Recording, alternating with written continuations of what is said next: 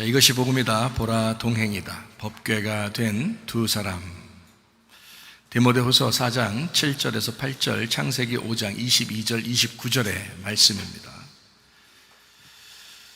나는 선한 싸움을 싸우고 나의 달려갈 길을 마치고 믿음을 지켰으니 이제 후로는 나를 위하여 의의 면류관이 예배되었으므로 주 곧 의로우신 재판장이 그날에 내게 주실 것이며 내게만 아니라 주의 나타나심을 사모하는 모든 자에게도니라. 무드셀라를 낳은 후 300년을 하나님과 동행하며 자녀들을 낳았으며 이름을 노아라 하여 이르되 여호와께서 땅을 저주하심으로 수고롭게 일하는 우리를 이 아들이 안위하리라 하였더라. 보라 동행이다. 법궤가 된 두 사람에 대한 이야기를 합니다.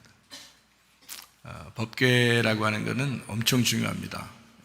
구약 성경에서는 법궤가 절대적이었고요. 법궤를 통해서 법궤와 함께 하시는 하나님이다라고 할 정도로 법궤는 중요했습니다. 법궤는 다른 말로 말하면 하나님의 아들이라고도 하는 그런 말씀을 법궤라고 합니다. 하나님의 말씀이면서 하나님의 아들이다 이렇게 할 정도로 법궤가 그렇게 중요합니다. 근데 우리가 이제 법궤가 있는 곳에 가서 또는 뭐 법궤를 만나서 또는 뭐 하나님이 사랑하신다고 하는 예수님이 이 땅에 오셨던 그 땅에 가서 예배를 드려야지만이 하나님이 받아주신다는 것은 아닙니다. 지금은 그 법궤가 된 사람이 있느냐 이게 중요한 거죠. 그러니까 법궤, 자기가 법궤로서 살아가느냐 하는 겁니다. 그러니까 하나님의 언약궤로서 자기가 살아가느냐, 그러려면 어느 장소나 어느 시간이나 또 어느 위치에 있을 때만 우리가 그곳에서 하나님이 함께 하시기 때문에 거기로 꼭 가서 있어야 된다는 것이 아니고, 우리가 하나님의 언약궤가 되면 그 자리에 하나님이 함께 하십니다. 그러니까 우리가 언약궤가 된 사람, 그러니까 성경을 통해서 언약궤가 된 사람이 있구나 라고 하는 것을 우리가 오늘 좀 발견하고 말씀을 나누려고 합니다. 복음을 설명하죠. 이사야 53장 5절의 말씀, 주님이 찔리신 것은 우리의 허물 때문이요 주님이 상하심 우리의 죄악 때문이라. 주님이 징계를 받음으로 우리가 평화를 누리게 되었고 주님의 채찍에 맞음으로 우리가 나음을 얻었다 했습니다. 고린도서 6장 2절, 보라 지금이다. 은혜 받는 것도 구원 받는 것도 지금입니다. 예수님은 성령으로 잉태하였습니다. 6월절 어린 양 예수님 오셔서 이 땅에 우리 죄인과 같은 모습으로 이 땅에 오셨고요. 그리고 침례받으실 때에 우리의 모든 죄가 그분에게 넘어가서 어린 양이 침례를 받으시고, 그리고 광야에 가셔서 세 가지 시험을 이기셨습니다. 인간은 세 가지 시험을 실패했지만 예수님은 세 가지 시험을 이기셨어요. 그리고 3년 반 동안 아버지를 충실히 하시다가 십자가 못 박혀 돌아가심으로써 모든 죽음까지도 해결해 주셨습니다.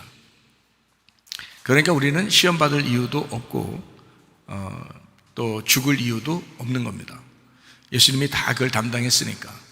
그리고 이제 부활하시고 승천하셔서 모든 이제 믿는 자들에게 성령을, 예수님 자신이죠. 예수님 자신을 우리에게 부어 주셨습니다. 그래서 지금 예배 드리는 사람도 성령을 받은 사람들이 예배를 드리는 것이고, 또 성령을 받고 싶은 사람들이 또 예배를 드리는 것입니다. 예수님은 구원자요, 치료자요, 회복자라는 이름을 갖고 있습니다. 그리고 그분은 우리에게 함께 하신다, 성령으로. 그래서 그걸 임마누엘이다 이렇게 이야기합니다. 고린도전서 1장 10절에 같은 말, 같은 생각, 같은 뜻으로 합해야 된다라고 되어 있고요. 히브리 13장 8절에 예수는 그리스도시다, 어디나 영원토록 예수는 그리스도가 되신다 했습니다.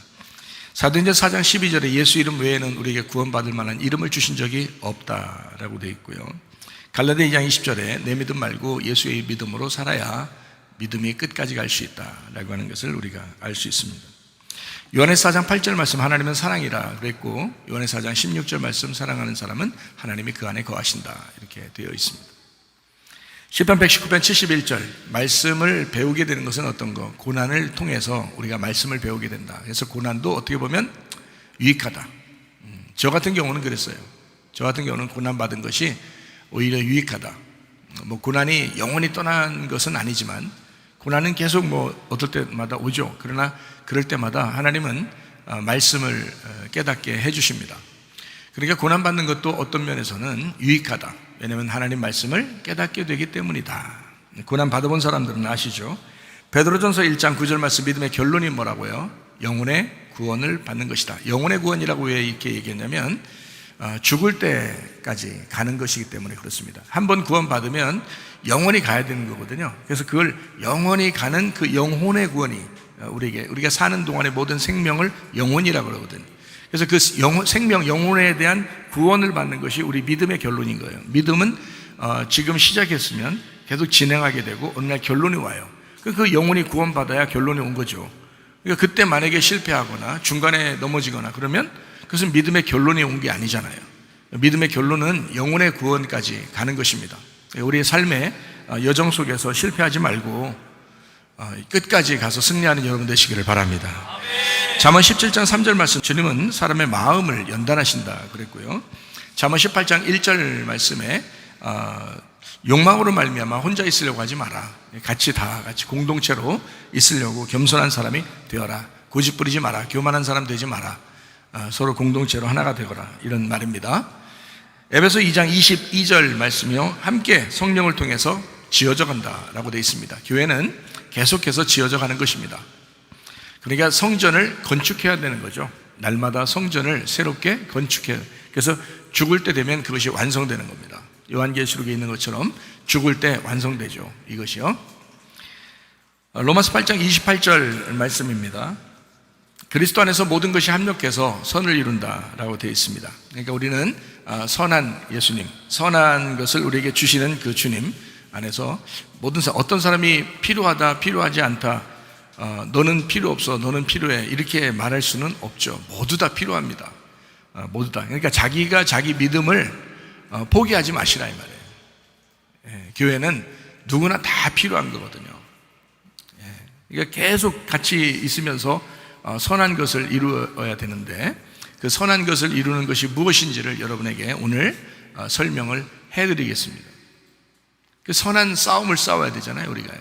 그러니까 그 선한 것을 우리가 이루어야 되거든요. 하나님만 선합니다. 이 땅에서 아무도 선한 사람이 없어요. 그러니까 누구 때문에 시험 들어 기분 나빠 이런 거 할 필요도 없고요. 또 자기가 그 누구가 될 필요도 없어요.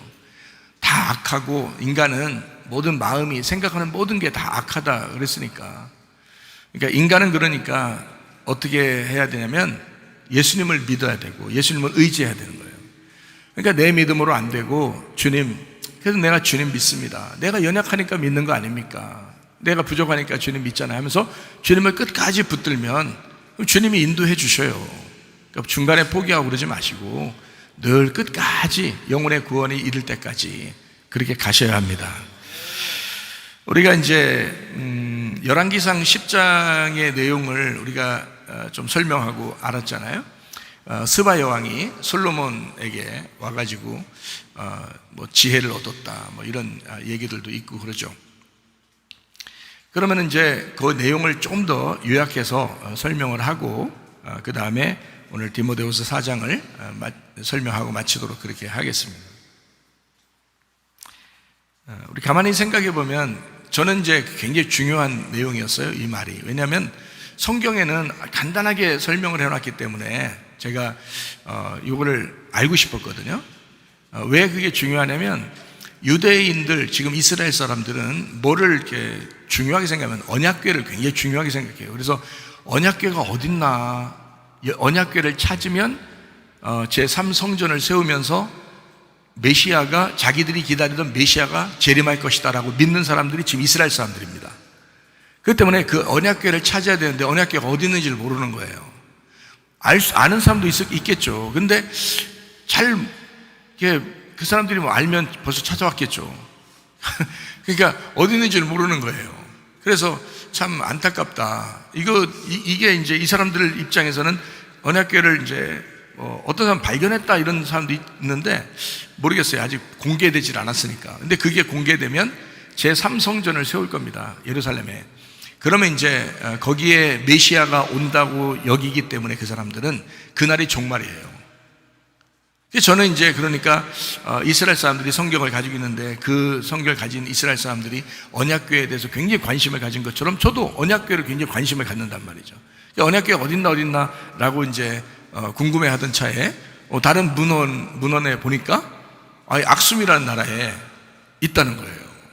그래서 악숨이라는 나라가 뭐냐, 어느 나라냐, 도대체 알고 보니까 에티오피아의 그 왕조였던 거예요. 그가 그 왕국이었던 겁니다. 악숨이라는 도시가 중심이었어요.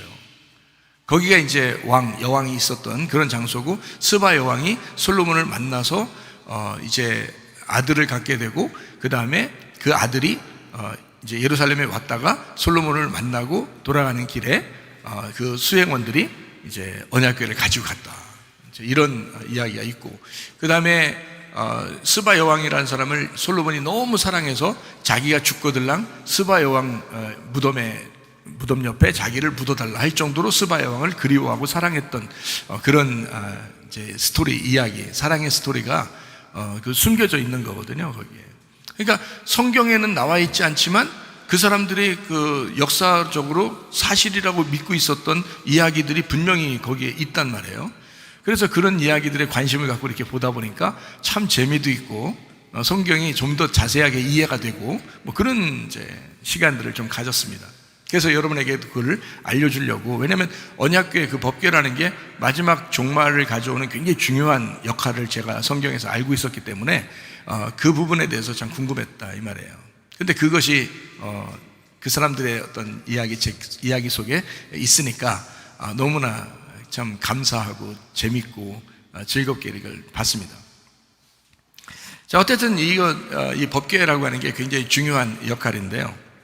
그러니까 에티오피아라고 하는 것을 우리는 관심을 안 가질 수가 없죠. 에티오피아라는 게 모세 때 부인이 에티오피아 여자고요, 솔로몬 때 그 스바 여왕이 그 에티오피아 사람이었고, 그 수행원들 하고 같이 왔었으니까 그때 그 흑인들, 그 아프리카 사람들이 이제 거기에 사람들이었고, 그 솔로몬의 지혜를 듣고 다 같이 이제 돌아가서, 그리고 또 솔로몬의 아들을 이제 낳았다고 그러는데, 그 솔로몬의 아들이 이제 다시 예루살렘에 20대 때 와가지고 솔로몬을 만나서 솔로몬은 왕권을 넘겨주려고 했지만 그러나 다른 사람들의 반대에 의해서 다시 돌아가게 되었다.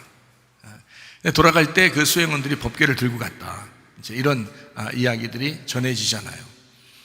그러니까 에티오피아에는 수많은 유대인들 그리고 기독교인들이 살고 있는 것은, 기독교인이 된다는 것은 성경에서 이제 기록이 된 건 있어요. 왜냐하면 사도행전에 이제 빌립에게 전도받은 에티오피아 내시, 이 사람이 이제 에티오피아 사람이고, 그 사람이 분명히 예수를 믿고 갔어요. 예수를 믿고 오순절날 예수 믿고 갔기 때문에 그 사람의 영향력으로 많은 사람이 기독교인이 됐을 것이다 라고 하는 것은 우리가 충분히 이해가 되는 그런 이야기들이거든요. 그러니까 이걸 통해서 볼 때 마지막이 가까웠다라고 하는 것을 저는 이제 느끼는 거예요. 이 마지막이 가까웠다라는 것을. 왜냐하면 이런 것들이 밝혀진다고 하는 것은요, 성경적으로 마지막을 가리키는 것입니다. 특징적으로 뭐냐면 이방인들이 이제 이방인들의 구원받는 숫자가 점점 줄어들고, 특징이요, 하나님을 믿는 유대인들, 그러니까 각처에 흩어져 있는, 그리고 이스라엘에 있고 또 에티오피아에 있는 이런 이제 유대인들이 구원을 받는다는 그런 역사, 이게 이제 성경에 예언되어 있기 때문에 그런 예언의 말씀이 이루어지면 그게 종말이거든요. 근데 우리나라를 가만히 보니까, 우리나라의 현상을 보니까 약 지금으로부터 20년 전쯤 하고 그리고 20년 정도 후인 지금하고 이렇게 비교해 보니까 교회 다니는 숫자가 반으로 줄었더라. 이거는 20년 만에 그럴 수 있나요, 여러분? 불가능하거든요. 20년 만에 아무리 기독교가 요구도 먹어도 이게 가능할까? 근데 여러분 자녀들을 보세요. 지금 여러분 자녀하고 손주들을 보세요.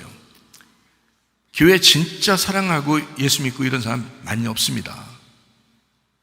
여러분은 지금 이제 교회를 다니던 사람들이었고 습관이 돼 있고, 그리고 교회를 당연히 나는 교회를 다녀야지라고 생각하고 사는 사람들인데, 지금 여러분 자녀 때하고 손주들 때 보면요, 교회 그렇게 사랑 안 합니다. 그걸 보면 이게 많이 줄어들겠구나라는 것을 금방 알 수가 있죠. 예전에는 그러지 않아요. 점점 많아졌어요. 점점 많아졌고, 그때 부흥회나 사경회나 수련회나 이런 게 굉장히 많았어요. 한 20년 전만 해도요, 그런 게 굉장히 발달했었거든요. 우리나라에 뭐 부흥회가 많고 사경회도 많고 수련회도 많고 막 그렇게 많이 모이고 그랬는데, 요즘엔요 교회들도 젊은 애들 안 모이고요, 수련회 해도 젊은 애들이 안 모입니다. 부흥회 해도 안 모여요. 잘 교회 모임도 잘 안 모여요, 젊은 애들이요. 그러면 그때는 점점 젊은 애들이 자꾸 예수님 믿던 때가 있었는데 20년이 지나니까 점점 교회를 떠나고 있다, 젊은 사람들이. 그런 걸 보면 아하, 이게 성경대로 지금 이루어지고 있구나라는 게 금방 드러나죠. 성경대로 되고 있구나. 그런데 왜 하필 성경대로 되는데 교회를 떠나는 사람 쪽에 여러분 자녀들하고 손주들이 있느냐 이거야. 망하는 길이거든 그게. 그 집안 망하는 거예요. 빨리 돌아서야 됩니다. 회개시켜야 돼요. 교회 쪽으로 빨리 교회를 사랑하도록 만들어 주셔야지 여러분 가족이 구원받습니다. 지금은 틀림없어요. 약 20년 정도 사이에 벌써 이게 이렇게 시대가 변했다면 저는 심각하게 받아들이는데, 여러분은 보통 심각하게 안 받아들이는 사람들도 꽤 있어요. 그 진짜 안 좋은 현상입니다. 그 집안 말아먹는 현상이에요. 그거 안 돼. 집안을 세워야 돼요. 믿음으로 세우셔야 돼. 집안을. 오늘부터 집에 돌아가시거들랑 가정예배 드리셔요. 자녀들 데려다 놓고 가정예배 드리셔. 그래서 주님과 교회예요. 그러니까 어린 양과 새 예루살렘, 이 성경은 마지막이 어린 양과 새 예루살렘이 마지막이에요. 이거를 우리 말로 말하면 주님과 교회를 말하는 겁니다. 지금 우리를 말로 말하면요, 그러니까 이 두 개는 합해져 가지고 사랑해야 되는 거예요. 그러니까 여러분이 교회를 사랑해야 된다, 주님을 사랑해야 된다는 것은 반드시 가르치셔야 합니다. 이건요, 제가 우리 교회만 얘기하는 거 아니에요. 저는 우리 교회에 얘기할 때 저는 제가 사명이 있는데 말씀을 가르치고 말씀을 보존하는 사명이 있습니다. 그러니까 말씀을 지키고 말씀을 보존하고 말씀을 남겨주는 데 있어서 내가 사명을 받은 사람이고, 이게 이제 제가 어느 날 말씀을 못 전하는 날이 오지 않을까라는 생각도 들어요. 왜냐하면 곧 이게 이제 마지막으로 지금 가고 있기 때문에 과연 얼마나 내가 설교를 할 수 있을까, 내가 얼마나 말씀을 증거할 수 있을까에 대해서 저도 고민을 하고 있습니다. 제가 사명은 그건데, 이 말씀을 누군가가 이게 보존하고 이걸 보호하고 지켜서 이 말씀이 전달되도록 해야 되는데, 이게 얼마나 갈까? 이게요, 전하는 그 사람으로서 하나님이 얼마나 남겨놨을까 시간을, 요게 이제 제가 궁금한데요, 그렇게 많이 안 남았습니다. 그렇게 많이 안 남았어요. 그러니까 세상은 미련이 없어요. 저 같은 경우는 사명을 다 하고 가면 되는 거니까 미련이 없는데, 문제는 여러분 자녀들이거든요. 교회 다니는데 여러분 자녀들이 문제거든요. 자녀들하고 손주들, 친척들, 뭐 결혼식 한다 그러면 다 찾아가고, 장례식 한다면 다 찾아가고, 이렇게 다 찾아다니는 그 친하다고 생각해서 따라다니던 그 사람들이 어느 날 주님을 놓쳐서 지옥에 가게 된다면, 여러분 그게 축하인가? 그 축하했던 건가? 그 집안 다시 믿음으로 세우셔야 합니다. 그러니까 가정예배 꼭 들으시고 저녁마다 기도하시고 그러세요. 그게 자녀들 사는 길이에요. 우리 교회에 꼭 다 안내로 나와도 되니까 저는 제 사명만 하면 돼요. 사람이 뭐 많든 적든 상관없어요. 제 사명만 감당하고 저는 가면 되고 말씀만 보존시키고 밑으로 내려가면 되는 거예요. 그래서 우리 방송실이나 설교 담당하는 우리 청년들, 이렇게 방송 담당자들은 저한테 많이 혼나기도 해요. 왜냐면 이걸 딱 지켜서 보호하고 이거를 만들어 가지고 후손들에게 남겨놔라 하고서, 그리고 저는 이제 가는 거거든요. 앞으로 계속 가는 거예요. 그냥 이렇게 그러다가 주님 오라가시면 딱 가는 거고요. 뒤에 이제 남겨 있다가, 이게 주님이 재림하시기 전까지만 계속 이게 남겨져 있다가 그때까지만 보존되면 되거든요. 그것만 지켜달라는 거예요. 저는 그것만. 사람이, 우리 교회 사람들이 많고 적고를 떠나서 그것만 지켜달라, 복음의 말씀을 지켜달라. 그리고 주님께서 재림하시면 그것으로 마친다, 이렇게 되는 거거든요. 그래서 저는 제 사명을 지금 감당하고 가려고 하는 그런 사람이고요. 나머지는 제가 뭐 별로 기대하는 게 없습니다. 이 땅에서요. 실제예요. 제 속마음입니다. 그러나 여러분 가족은 구원받아야 되잖아요. 그래서 마지막 때가 이렇게 다가오고 있으니까 내가 기대하고 있고 궁금해하던 그런 마지막이 지금 오고 있다. 그러니까 여러분도 그런 삶을 사시다 가셔야 된다. 그러니까 어영부영하다가 시간 다 뺏기고 자녀들 다 놓칩니다. 왜 자녀들을 놓치냐면 여러분이 이렇게 생각해요. 착각하는데 뭐냐면 내가 기도하면 다 되지 뭘, 하나님이 뭐 내 기도를 다 들어주실 거야, 어느 날이라도 다 들어주실 거야. 저도 신방 가면서 위로를 다 그렇게 해요. 위로를 그렇게 얘기합니다. 제가 뭐 신방 가가지고 당신 자녀는 다음 주에 교회 안 나오면 멸망당해서 지옥 갈 겁니다, 제가 이렇게 하겠어요? 얘기를 그렇게 안 하죠. 우리 자녀 교회 안 나와서 어떡하죠? 이렇게 말하면 제가 어떻게 얘기하던가요? 여러분한테 이렇게 얘기하죠. 괜찮아요. 억지로 그렇게 못하는 겁니다. 억지로 안 하고 기도만 하셔요. 기도하면 하나님이 다 어느 날 돌아오게 하실 겁니다 라고 제가 얘기하죠. 그거 위로해드리라고 얘기해드리는 거예요. 그거 위로해드리라고.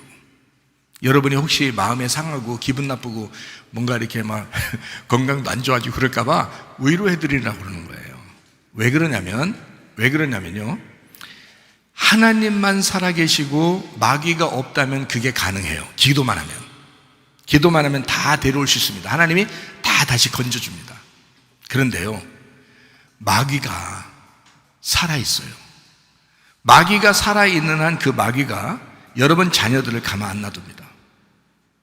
여러분마저도 넘어뜨리려고 하는데 여러분 자녀를 가만두겠어요? 가만 안 놔둬요. 세상이 좋도록 다 만들어놔요. 세상에 끌려가도록 다 만들어 놓는다고요. 그 길을 다 마련해줘요. 마귀가요. 마귀 살아있습니다. 죽지 않았어요. 그래서 위험하다는 겁니다. 우는 사자와 같이 삼킬 자를 찾아 돌아다닌다. 여러분 자녀 걸렸다면 그냥 나가 떨어진다. 여러분도 잘못 걸리면 나가 떨어진다. 그래서 저는 제가 알겠어요. 이런 게 지금 전 안 잊어버리니까 안단 말이에요. 계속 묵상하니까, 아침 저녁으로 묵상하니까 전 텔레비 보면서 앉아 있어도요, 저 묵상합니다. 이 세상 돌아가는 걸 보면서. 그래 안타깝게 생각. 그래서 저는 넘어지진 않아요. 이걸 아니까 안 넘어진단 말이에요. 근데 모르면 소경이고, 소경은 어두운 거고, 어두우니까 죄 가운데 있는 거예요. 이 사람들은 모르니까, 내 백성이 몰라서 망하는 거예요. 그래서 여러분에게 최대한 알려드리는 겁니다. 마지막 때가 다가왔다, 실제로. 그러니까 제가 이렇게 간곡하게 여러분에게 부탁하는 것은, 여러분 자녀들을 한 사람이라도 놓치지 말고 한 사람이라도 구원해라. 그게 여러분 사명 아닌가? 여러분이 살려면 그렇게 해야 된다. 잘못하면 다 죽는다. 그런 시대다. 그러니까 우는 사자한테 여러분 자녀들을 빼앗기지 말고 그 영혼을 건지셔야 합니다. 그러니까 그 영혼을 구원하기 위해서 최선을 다하라. 왜냐하면 마지막 때다. 에티오피아에 있는 기독교인, 그리고 에티오피아에 있는 이스라엘 백성들이 지금 돌아오고 있다. 얼마 전에도 지금 비행기 한 대가 가가지고요, 수백 명을 데려왔습니다. 얼마 전에도요. 그러니까 이런 일들이 지금 뉴스상에도 어지간한, 그러니까 이스라엘 뉴스에는 나와요. 이스라엘 뉴스에는 그게 큰 일이기 때문에 나왔는데 한국의 뉴스에는 안 나왔어요. 그 이스라엘 뉴스에 나온 겁니다. 얼마 전에 나온 거예요. 군용 비행기에 가가지고 수백 명을 데려왔어요.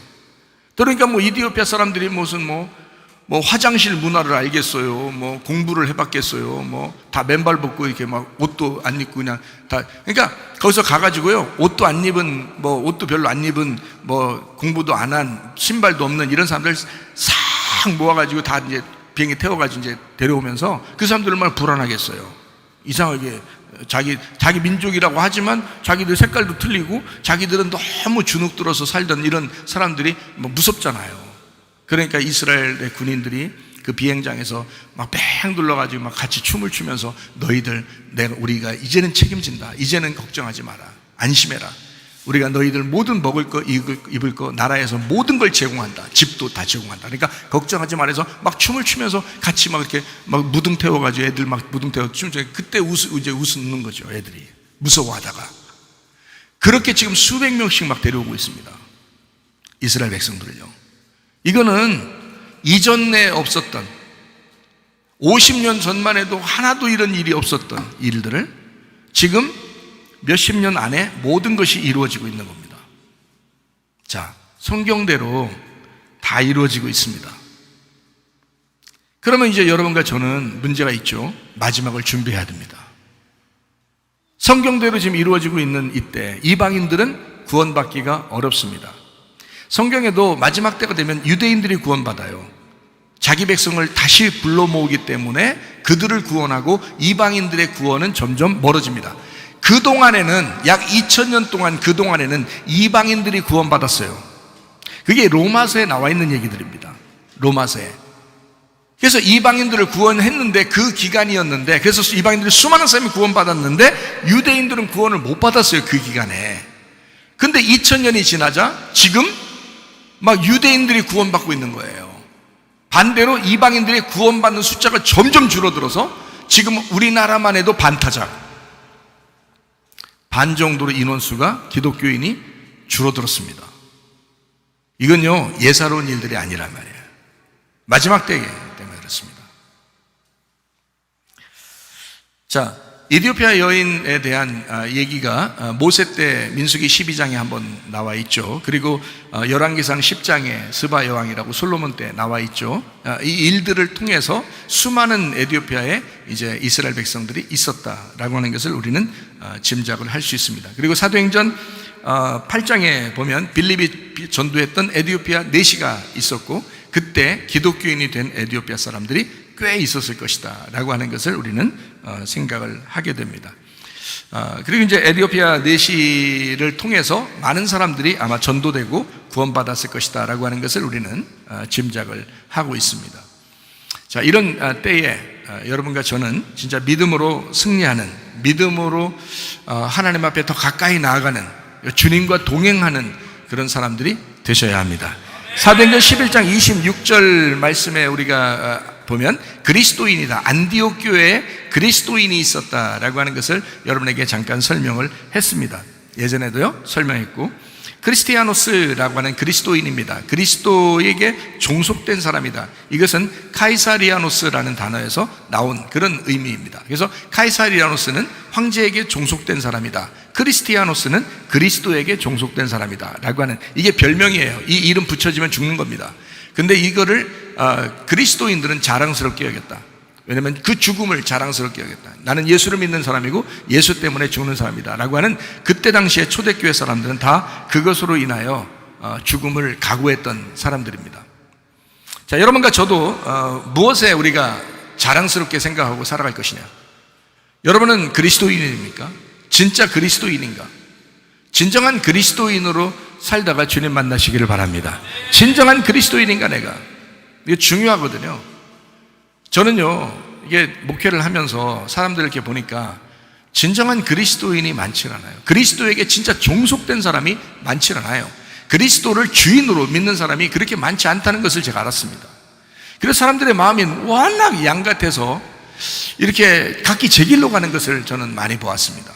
참 실망스럽고, 그럼에도 불구하고 예수님이 사랑하는 것처럼 우리도 사랑해야 된다라고 하는 것이 그게 목회자의 사명이고, 그러려고 하다 보니까 마음도 쓰리고 아프고, 주님도 마음이 쓰리고 아프고 외롭고 슬프고 했을 거예요. 그 제자들을, 그 사람들 늘 그 예수님과 그 동떨어져 있는 그 사람들을 예수님의 그 품 안에 자꾸 품으려고 하니까 얼마나 슬프고 괴롭겠어요. 옛날엔 예수님 혼자니까 그렇지만 지금은 뭐 교회가 얼마나 많아요. 그러니까 깨떡하면 여기서 여기 A에서 B로, B에서 C로, C에서 다시 A로 뭐 이런 식으로 자기 마음대로 해요. 지금은. 그러니까 목회자도 하기가 참 힘들 때가 많아요. 야, 목회자를 갖다가 너무 우습게 생각하는, 교회를 너무 우습게 생각하는구나. 이 가정과 교회라고 하는 것은요, 이게 울타리입니다. 울타리. 자기의 울타리예요. 그 울타리라고 하는 건 율법이에요. 하나님의 말씀도 율법입니다. 이게요, 율법, 울타리라고 해요. 그러니까 말씀을 떠나지 말라라고 하는 건 그 울타리를 벗어나지 마라 하는 얘기입니다. 교회라고 하는 것도 울타리예요. 교회를 벗어나지 마라 하는 것도 율법입니다. 이것도. 가정도 율법입니다. 가정을 벗어나면 안 돼 이렇게 얘기하는 것도 그 가정이 율법입니다. 그게 율법이라는 울타리예요. 그 울타리가 나를 살리는 거라고요. 부부가 둘이 사랑하는데 가정이라는 울타리를 벗어나면 어떻게 되겠어요? 그러면 방종하는 거예요. 바람 피고. 예? 가정이라는 율법을 지키고 그 책임을 다할 때 그게 사랑이라고 그러는 거예요. 그러면 교회는요? 교회는 하나님의 가족인데요, 이런 울타리를 벗어난다고 하는 것은 방종입니다. 울타리라고 하는 건 율법이기 때문에 내가 힘들어도, 심판받아도, 어려워도, 가슴이 찢어져도 그 가정을 지키고, 내가 힘들고 어려워도 교회를 지키는 거예요. 그게 율법이라고요. 그 율법의 말씀 안에서, 그 안에서, 가정 안에서 즐거워하라, 교회 안에서 즐거워하라, 이걸 복음이라고 그런다고요. 그래서 율법이라는 이 말씀 안에 복음을 발견해야 된다는 말이고요, 율법이라는 교회 안에서 복음으로 살아라는 얘기고요, 율법이라는 가정 안에서 복음으로 살아라, 이렇게 되는 거거든요. 제가 말하는 게 더 정확합니다. 이건 틀림없는 사실이에요. 그래서 여러분이 교회를 사랑하셔야 합니다. 교회라는 율법을 여러분이 사랑하지 않으면 이 안에서 복음을 발견할 수가 없어요. 주님이 자기 마지막으로 교회 세워놓고 가셨는데 생각해 보세요. 그러면 자기 교회를 아무렇게나 생각하는 사람을 어떻게 해야 돼요 도대체?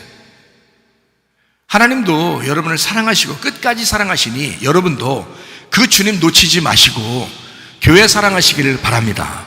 교회 사랑하시다가 그 교회 안에서 천국 가는 거예요. 그게 올바른 믿음입니다. 제가 몇 번을 얘기해야 돼요. 왜냐면 이게 사실이니까. 이게 왜 내가 몇 번을 얘기해야 돼? 몇 번 얘기 안 해도 한 번 딱 얘기하면 주야로 묵상하면서 계속 잊어버리지 말고 있어야 되거든요. 그게 믿음이니까. 근데 몇 번을 얘기해도 잊어버리고, 몇 번을 얘기해도 또 잊어버리고, 몇 번을 얘기해도 또 잊어버려요. 진짜 어지간하죠. 여러분은 안 그렇겠죠? 이것도 위로하는 거예요. 위로의 말씀에 너무 위로받지 마세요.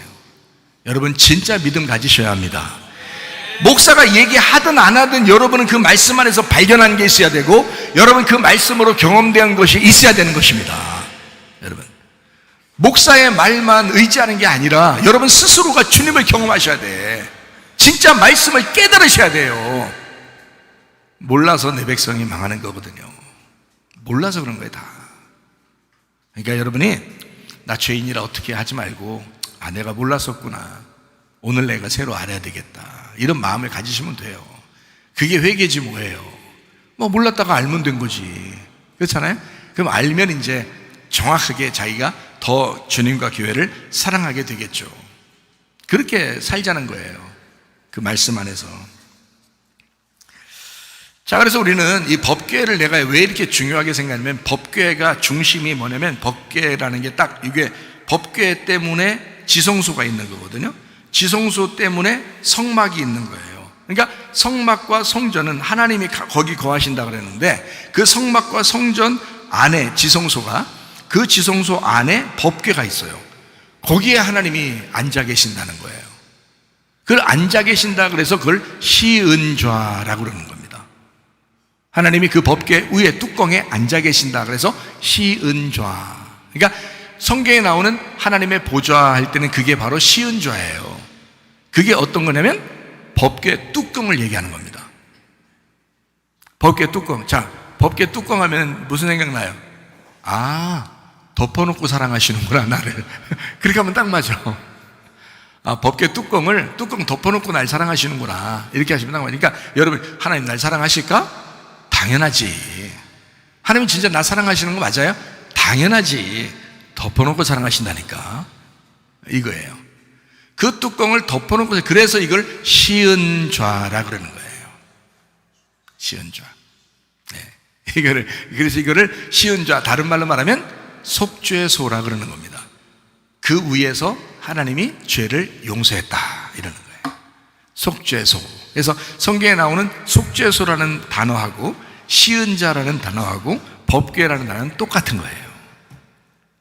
그러니까 법궤가 얼마나 중요한지 몰라요. 법궤가 은혜거든요. 은혜의 자리. 그게 법궤예요. 언약궤. 너무 중요한 거예요. 그러니까 법궤가 있는 곳에 하나님이 함께하고, 법궤가 있는 곳에 하나님의 예배가 있는 것입니다. 그러니까 성경에 요한복음 4장 23절, 24절의 말씀에 보면 영으로 예배드린다는 말씀이 있죠. 진리의 영으로 예배드려야 된다, 그런 말씀이 있어요. 요한복음 4장 23절, 24절에 나와 있는 말씀이죠. 영이라는 건 말씀을 얘기하는 거고, 진리라고 하는 것은 그거를 해석해줬다, 그것을 이해시켜줬다, 이런 거거든요. 그러니까 그거를 깨닫게 해줬다, 이해시켜줬다, 그래서 그걸 예배라 그러는 거예요. 여러분이 지금 예배 드리고 있는 겁니다. 여러분에게 말씀을 지금 이해시켜주는 거거든요. 말씀을 깨닫게 해준다. 이거를 영적인 예배라 그래요. 이거를 생활의 예배다라고도 해요. 그러니까 법궤의 예배다, 이 말이에요. 법궤. 그러니까 법궤가 그만큼 중요하죠. 로마서 12장 1절 2절의 말씀에 보면요, 아까 우리가 말씀을, 법궤라는 말씀을 이어서 지금 계속 해나가고 있어요. 설명을 지금 해나가고 있는 중이거든요. 로마서 12장 1절 2절의 말씀에 보면 너희 몸을 하나님이 기뻐하시는 거룩한 산제물로 드리라. 이는 너희가 드릴 영적 예배다, 이렇게 이야기했습니다. 영적 예배다. 너희는 이 세대를 본받지 말아라. 오직 마음을 새롭게 하고 변화를 받아 하나님의 선하시고 기뻐하시고 온전하신 뜻이 무엇인지 분별해라, 이랬습니다. 그러니까 영적 예배는 어떤 예배냐? 이 세상하고 달라진 예배라는 거예요. 이 세상과 하나가 된 예배가 아니라 이 세상에서 떨어져 나온 예배를 얘기하는 거예요. 근데 이거를 영적 예배라 그럴 때 로마서 12장 1절에 말하는 영적 예배니라 할 때 그 영적이라는 말이 로기코스라는 단어거든요. 로기코스라고 하는 이 단어는요, 로고스에서 나온 단어예요. 그러니까 이 말은 무슨 말이냐면 말씀 중심의 예배다, 이 말이에요. 영적인 예배다라는 말은 그냥 뭐 랄랄랄라 예배를 얘기하는 게 아니에요. 이것은 영적인 로기코스의 예배다, 그러니까 말씀 중심의 예배다라고 하는 것을 얘기하는 겁니다. 영과 진리의 예배는 뭐라고요? 영은 말씀이라는 푸뉴마, 영이라는 얘기고요. 진리라고 하는 건 알레테이아, 이것이 감추어지지 않았다, 이것을 해석해주고 이해시켜 주었다라는 것이 영과 진리의 예배라는 거예요. 그리고 영적인 예배, 로마서 12장의 1절에 나오는 영적인 예배는 로기코스의 예배다. 그러니까 이 세상하고 완전히 너희가 떨어져 나오려면, 이 세상과 똑같지 않으려면 어떤 예배를 드려야 되느냐? 말씀 중심의 예배를 드려야 된다는 뜻이에요. 너희가 말씀 중심으로 살아가는 게 산제물이야. 그게 산증인이고 산제물이야. 그게 영적 예배야 라고 하는 것을 이야기해 주는 겁니다. 그래서 이 세대를 본받지 말라는 거예요. 너희가 이 시대를 본받지 말아라. 여러분 자녀들하고 여러분 손주들이요, 이 세상을 자꾸 그리워합니다. 그것 때문에 교회 못 나오는 거예요. 그것 때문에. 이 세상을 본받지 않으면 교회 나올 수 있고요, 이 세상하고 동떨어지면 여러분 예수 믿을 수가 있습니다. 자녀들도요. 그러니까 제발 오늘 저녁부터라도 가서 가정예배 좀 드리자라고 하시기 바랍니다. 그러면 어느 날 갑자기 교회 나옵니다. 틀림없어요. 지금도 언약궤가 소중한 그런 예배가 바로 이런 예배라는 거죠. 그래서 영적 예배, 또 영과 진리 예배, 언약궤가 소중한 예배. 그래서 우리 영혼 깊숙한 곳에서 만나는 하나님의 예배, 이거를 우린 영적 예배다라고 하는 것입니다. 그러니까 우리는 이 세상을 본받는 게 아니라 따로 떨어져 나와서 교회 예배를 드리고 있잖아요, 실질적으로. 그러니까 우리 영적 예배를 드리다가 주님 만나시기를 바랍니다. 그러니까 말씀 중심에. 그래서 저는요, 다른 거는 뭐 웬만한 건 많이 넘어갑니다. 근데 말씀에 대해서는 만큼은 여기 우리 젊은 사람들에게 저는 그냥 호락호락하게 넘어가질 않아요. 그래서 이 말씀을 담당하는 사람들한테는요, 아주 철저합니다. 그 부분에서는. 다른 부분에서는 뭐 제가 많은 것을 용납하고 이해하지만 말씀적인 부분에 있어서는 제가 그냥 넘어가질 않아요. 아주 날카롭게. 우리 청년들이 발견하지 못한, 예를 들어서 청년들이 한 3개를 발견했다 그러면 제가 딱 찾으면 8개, 10개를 발견한다. 그러니까 요걸 틀린 점들을 한번 찾아봐라 그러면 3개 발견했다 그러면 제가 8개, 10개를 찾아낸단 말이에요. 예를 들어서 그렇다 이 말이에요. 그만큼 예민합니다. 거기든. 그래서 새벽이든 뭐 저녁이든 굉장히 골똘하고 거기에 예민하고 그렇게 하거든요. 왜냐면 말씀이니까. 이거는 그냥 얘기가 아니잖아요. 다른 찬양이나 이런 건 다 자기들이 또 책임져야 될 문제들이니까 그렇지만 말씀 부분에 있어서는 제가 책임져야 되거든요. 그래서 제가 아주 예민하게 이렇게 살아가고 있습니다. 자, 디모데후서 4장 7절 8절 말씀입니다. 자, 나는 선한 싸움을 싸우고 나의 달려갈 길을 마치고 믿음을 지켰으니 이제 후로는 나를 위하여 의의 면류관이 예배되었으므로 주 곧 의로우신 재판장이 그날에 내게 주실 것이며 내게만 아니라 주의 나타나심을 사모하는 모든 자에게도니라 라고 되어 있습니다. 자, 이 말씀을 우리가 이제 한번 생각해 보죠. 내가 선한 싸움을 싸웠다라고 할 때 그 선한 싸움이라는 게 뭘까요? 선한 싸움, 여러분이 생각하는 선한 싸움이 뭘까요? 하나님이 선한 거거든요. 그러니까 선한 싸움은 하나님의 싸움이라는 뜻이에요. 그러니까 선한 싸움이니까 누구하고 싸운다는 얘기예요? 나하고 싸우는 거예요. 그러니까 선한 싸움은 나의 싸움이란 말이에요. 자기와의 싸움이에요. 여러분 교회 다니면서 시험 들고 기분 나쁘고 다 누구 때문에 그래요? 다 자기 때문에 그런 거예요. 어떤 사람은 똑같은 일 당해도 기분 안 나쁘거든요. 근데 그 사람은 기분 나쁜 거거든요. 자존심이 셌거든요. 자기가 고집 있었거든요. 자기가 교만했었던 거거든요. 누구와의 싸움을 해야 되는 거예요? 자기와의 싸움을 하고 있었어야 되는 거예요. 그러니까 선한 싸움은 하나님의 싸움이기 때문에 하나님의 대적자가 되면 안 된다. 그래서 하나님의 대적자하고 싸워야 되는데 하나님의 대적자가 나예요. 나라고. 사람들끼리 대적하는 거 아니에요. 자기 속에서 이루어지는 것들의 싸움이라고요. 여러분 이해가 되시나요? 자기 자신을 돌아보면 말씀은 뭐라고 되어 있어요? 거울이죠.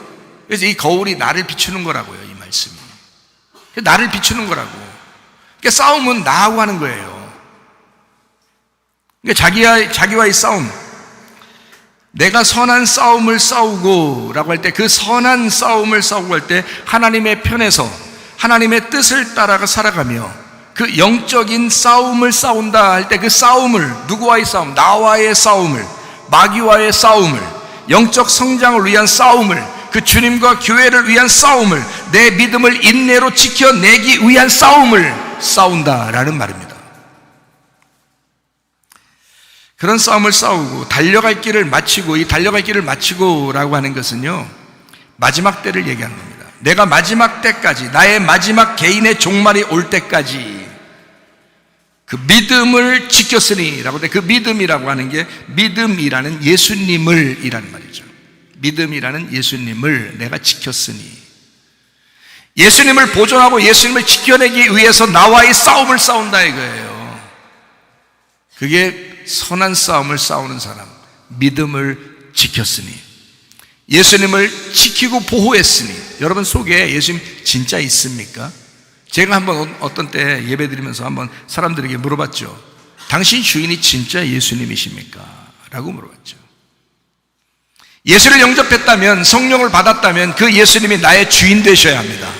그것이 구원받은 거예요. 예수가 나의 주인이 아니라면 당신은 구원받은 것이 아닙니다. 착각하고 있는 겁니다. 그냥 문화생활하고 있는 겁니다. 다른 사람이 교회 다니니까 자기도 교회 다니는 거예요. 예수가 나의 주인이 아니면 그건 그냥 교회 다니는 것이라 이 말입니다. 예수가 나의 주인이면 반드시 나하고 싸웠어야 될 것이고, 그 믿음의 선한 싸움, 믿음을 지켜내기 위해서, 예수 그리스도를 내 속에서 지켜내기 위해서 싸워나가는 거예요. 힘들죠, 외롭죠, 슬프죠, 괴롭죠. 어려워도 해나가는 것입니다. 억지로라도 해나가는 것입니다. 왜냐하면 예수를 지키기 위해서, 그 속에 있는 믿음의 예수를 지키기 위해서. 여러분 어떻습니까? 그 믿음의 예수를 지킬 만한 그 예수나 있습니까? 여러분 속에? 그런 사람은 교회를 사랑할 것입니다. 그런 사람은 예수를 사랑할 것입니다. 개인의 종말이 올 때 자신 있을 겁니다. 바울은 그랬죠. 자기의 달려갈 길을 다 달려가고 믿음을 지켰다. 난 선한 싸움을 다 싸웠다. 그래서 의의 면류관이 나를 위해 준비될 것이다 라고 바울은 고백했죠. 여러분 어떻습니까? 죽음이 두렵지 않습니까? 지옥이 없습니까? 천국이 없습니까? 여러분 정신 차리셔요. 정신 차려라. 깨어서 기도해라. 마지막 때가 다 됐다. 우는 사자같이 삼킬 자를 찾고 있다. 이런 시대에 정신 차리고 깨어 기도하는 사람 되길 바랍니다. 이거 제가 허투루 얘기하는 거 아닙니다. 주님 오실 때는 다가왔고 여러분의 개인의 종말은 늘 준비되어 있지만 우리 주님 만날 때 어떻게 할 것이냐.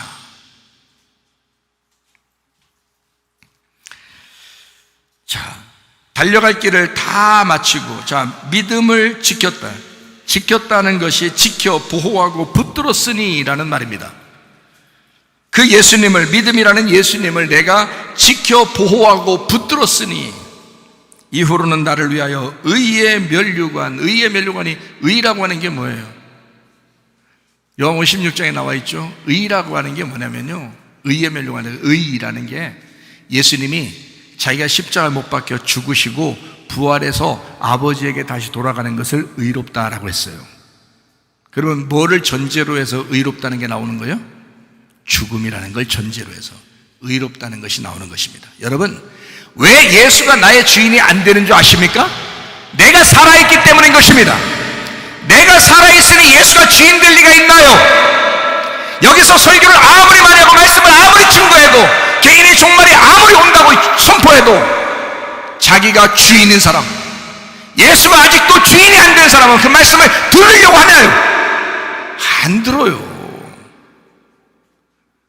그러나 예수가 주인인 사람은요, 말씀이 선포되면 자기 기분이 상해도 그 말씀에 순종합니다.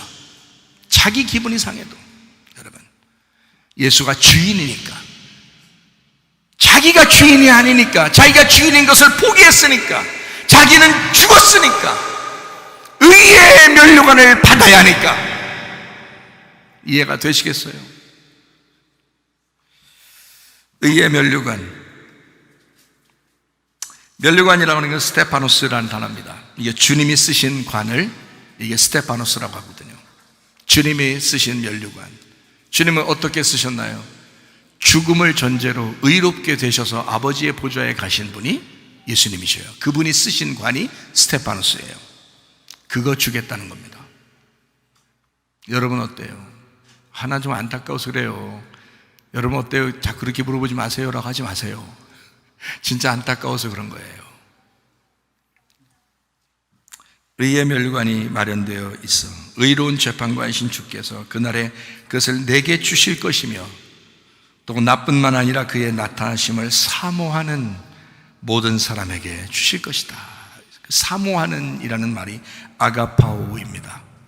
사랑하는, 그 주님의 오심을, 주님을 만나는 것을 그 사모하는 사람에게 주실 것이다. 달려갈 길을 다 마치고 주님을 사모하는 자들에게 주실 것이다.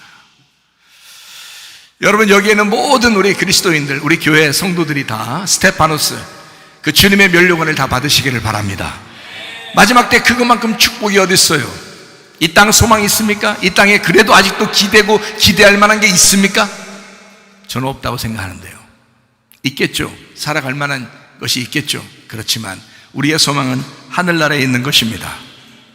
그렇게 하늘나라의 소망 가지고 살아가던 사람이 있었습니다. 창세기 5장 22절 29절의 말씀인데요, 이 사람이 누구냐면 22절, 창세기 5장 22절에 무두셀라를 낳은 후 300년을 하나님과 동행한 사람이 있었어요. 누굴까요?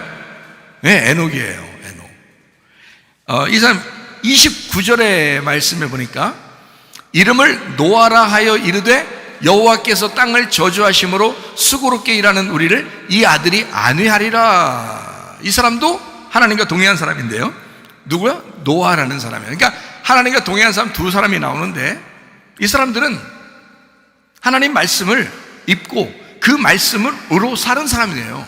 두 사람이 그 하나님 말씀과 동행한 사람, 에녹과 노아, 축복의 사람이죠.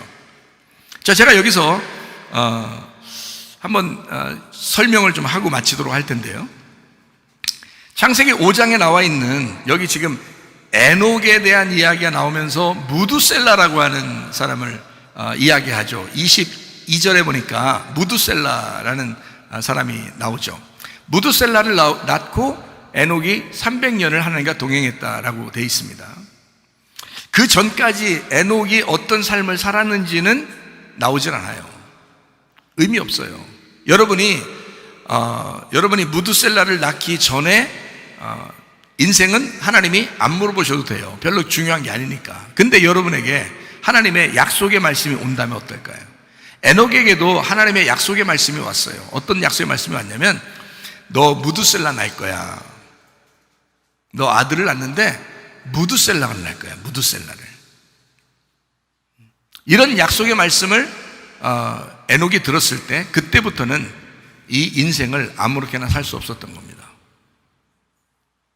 무드셀라를 낳고 나서야 300년 동안을 살았는데, 그 300년 동안 하나님과 동행하였다 그랬습니다.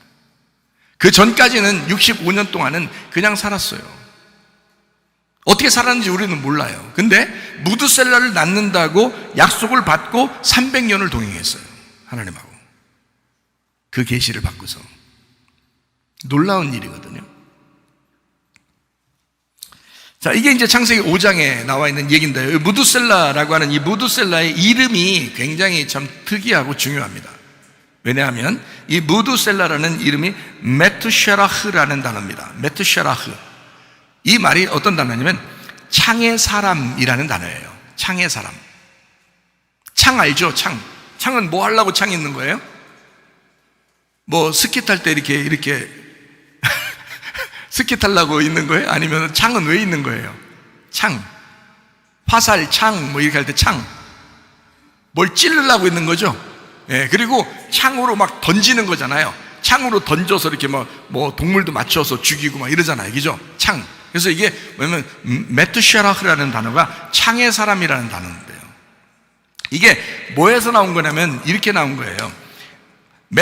마트라는 게 이게 사람이라는 단어고, 이게 사람, 어른, 성인이라는 얘기고, 이게 마타이랑 같은 말인데, 마타이가 넓히다, 한계가 있다라는 말이고요. 이게 또 다른 말로는 무트라는 말입니다. 무트라는 말이 뭐냐면 죽는다. 너 선악과 먹으면 죽는다 할 때 그 죽는다가 무트예요. 그러니까 마타이, 무트, 이게 메투라는 단어예요. 여기에요. 쉐라흐라는 단어가 뭐냐면 던지는 무기라는 단어인데, 이게 샤라흐에서 왔어요. 보내버리다, 내던지다 라는 단어거든요. 그러면 여러분 아들 이름을 던지는 아들, 창을 던지는 아들, 뭐 이런 얘기거든요. 이게 어떤 의미를 갖겠어요? 이게요. 죽는 아들, 창을 던지는 아들, 죽는 아들, 뭐 이런 얘기인데, 요 이름을 여러분 아들이라면 짓겠냐고, 이런 식으로. 하나님이 무드셀라를 낳게 하고, 이 무드셀라를 통해서 뭐를 설명해 주려고 한 거냐면, 한계를 정하고 사람에게 심판을 가할 것이다 라는 이름이 무드셀라예요. 에녹이라고 하는 하나님의 사람을 하나님께서 부르시고, 너에게 아들을 하나 줄 거야. 근데 이 아들이 죽을 때는 심판이 올 거야. 그래서 아들이, 무드셀라가 죽는 날 노아 홍수가 시작됐습니다. 이게요. 노아는 무드셀라 자손이에요. 에녹의 자손이고요. 그래서 무드셀라를 낳고 에녹은 굉장히 심각했습니다. 종말이 오는구나. 죽음이 오는구나. 그래서 이 에녹이라는 사람은 가만히 있을 수 없어서 하나님하고 동행한 겁니다. 무려 300년을 하나님과 동행한 거예요. 그 말씀 앞서지도 아니하고 말씀 뒤에 가지도 아니하고 그 말씀과 함께, 그 약속과 함께 진행한 것입니다. 에녹이라는 사람이요. 그의 자손 중에 노아라는 사람도 하나님하고 동행한 사람입니다. 자, 여러분, 우리 교회에 나오셔서 말씀을 듣는 여러분, 주님과 교회에 동행하시길 바랍니다. 여러분, 이거 살 길이에요. 그게 사는 길이야. 지금 시대에 유일하게 사는 길이에요. 이게요. 다른 방법이 없습니다, 여러분. 여러분이 영적으로 사는 방법은 이 방법밖에 없습니다. 제가 분명하게 얘기합니다. 예수 그리스도와 교회, 어린 양과 새 예루살렘, 이것은 똑같은 얘기예요. 남편과 신부, 주님과 교회, 이것이 성경 전체예요. 그러니까 여러분이 주님과 그 교회를 사랑하지 않고서는 주님과 동행할 수가 없습니다. 여러분, 주님과 동행하다가 주님 만나시기를 바랍니다. 주님 동행하셔야 돼요. 자, 제가 홍수가 시작됐다, 무드셀라가 죽는 날 홍수가 시작됐다라고 하는 것을 제가 여러분에게 증명해 보이도록 하겠습니다. 뭐 성경 공부 같지만 한번 들어보세요. 세 가지 성경 구절만 찾습니다. 창세기 5장 25절 말씀이에요. 무드셀라는 187세에 라멕을 낳았고, 그러니까 187입니다.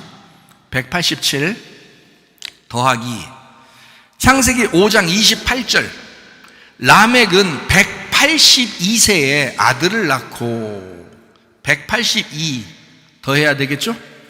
187 더하기 182 더했죠?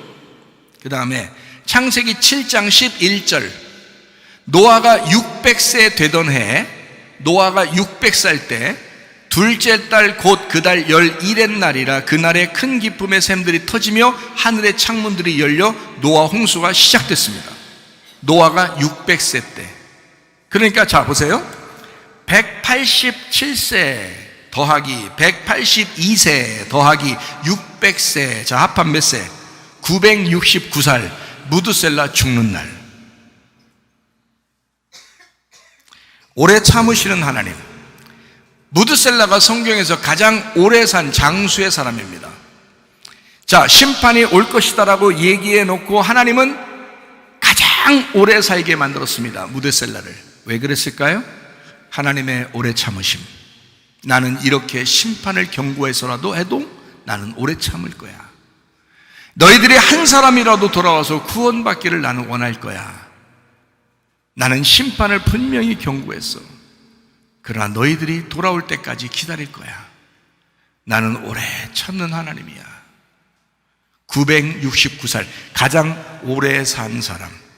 왜 이 사람만 하필 이 사람만 심판의 이름을 가지고 가장 오래 살았어요. 왜 그랬을까? 하나님의 사랑이야. 하나님은 이 사람을 오래 살게 해야 하루라도 더 구원받게 하니까. 그래야 하나님이 기다리는 거니까. 그게 자식에 대한 아버지의 사랑이란 말이에요. 한 사람이라도 구원받기를 원하시는 하나님. 베드로후서 3장 9절 말씀입니다. 주의 약속은 어떤 이들이 더디다고 생각하는 것 같이 더딘 것이 아니라 오직 주께서는 너희를 대하여 오래 참으사 아무도 멸망하지 아니하고 다 회개하기에 이르기를 원하시느니라. 제 마음도 그렇습니다. 그러니까 여러분 자손들을 교회에 데려다 놓으시길 바랍니다. 구원받도록 하게 하시기를 바랍니다. 이것이 하나님의 뜻이기 때문에 그렇습니다. 디모데전서 2장 4절 말씀이요, 하나님은 모든 사람이 구원을 받으며 진리를 아는 데 이르기를 원하시느니라.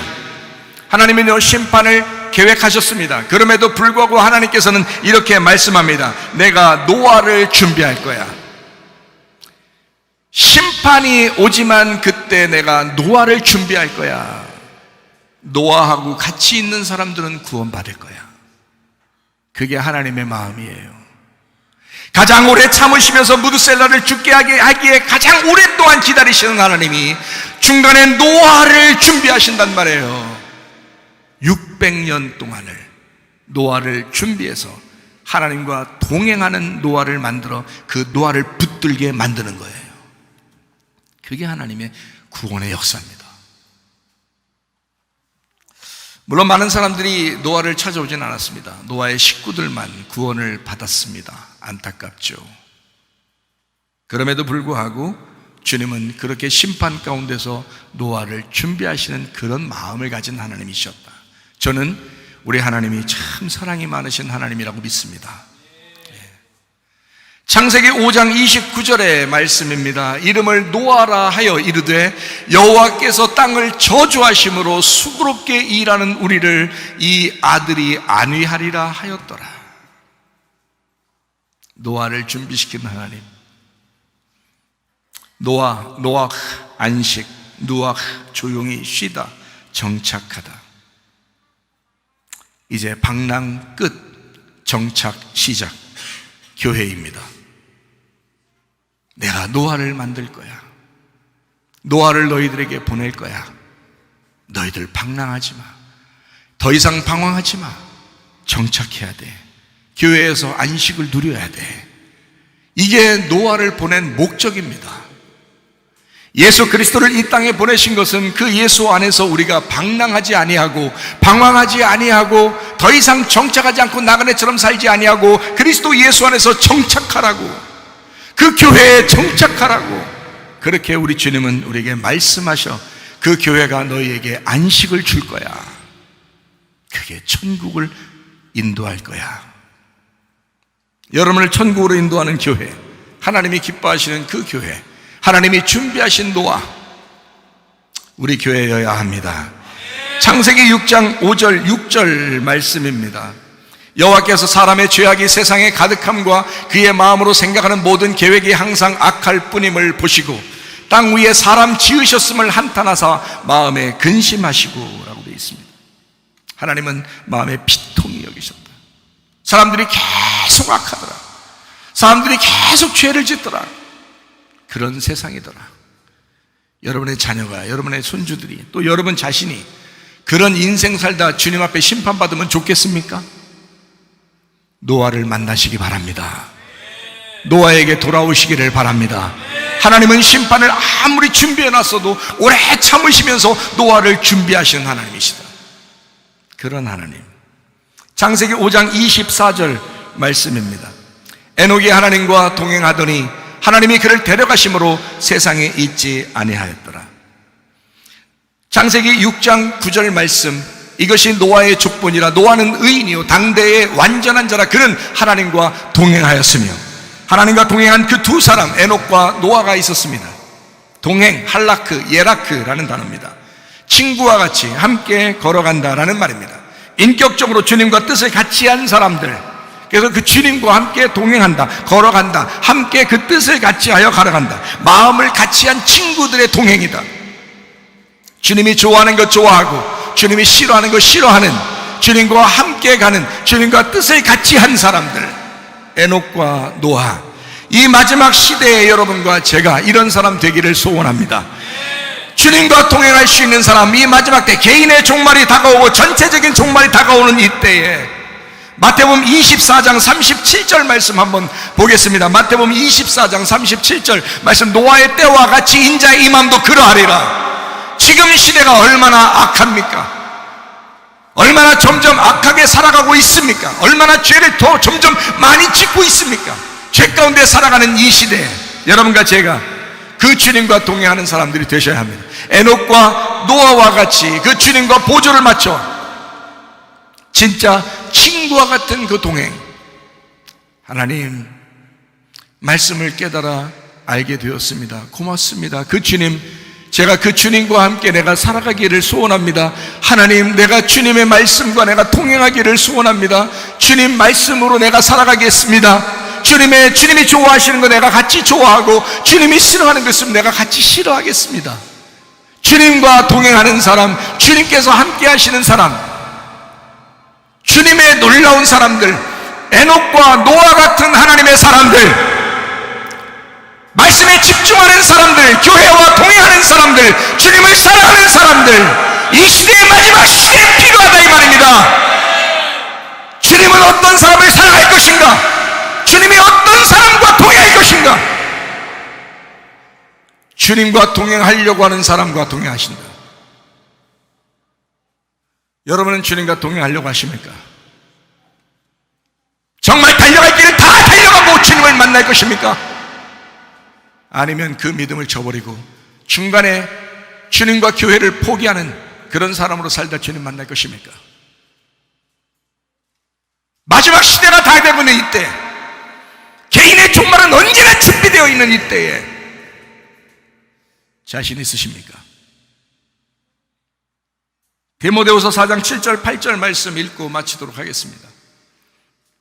나는 선한 싸움을 싸우고 나와의 전쟁에서 지지 아니하고 하나님의 뜻을 따라, 하나님의 편에서 하나님의 뜻을 따라 살아가면서 영적인 싸움, 나와의 그 전쟁, 마귀와의 그 싸움, 영적 성장을 위한 싸움, 주님과 교회를 내가 지켜내기 위한 그 싸움, 내 믿음을 인내로 지키기 위한 그 싸움을 싸우고 나의 달려갈 길을 마치고 마지막 내 개인의 종말이 올 때라도, 전체 종말은 고사하고 내 개인의 종말이 올 때까지라도 그 믿음을 지켰으니, 믿음이라는 예수님을 내가 보호하고 보존하고 내가 지켜 보호하고 붙들었으니, 이제 이후로는 나를 위하여 의의 면류관이 예배되었으므로 십자가를 지시고 아버지 하나님께 다시 돌아가 스테파노스 하는 그 면류관을 받으신 그 주님의 그 면류관을, 달려갈 길을 다 달려가고 믿음을 지킨 그 사람에게 주는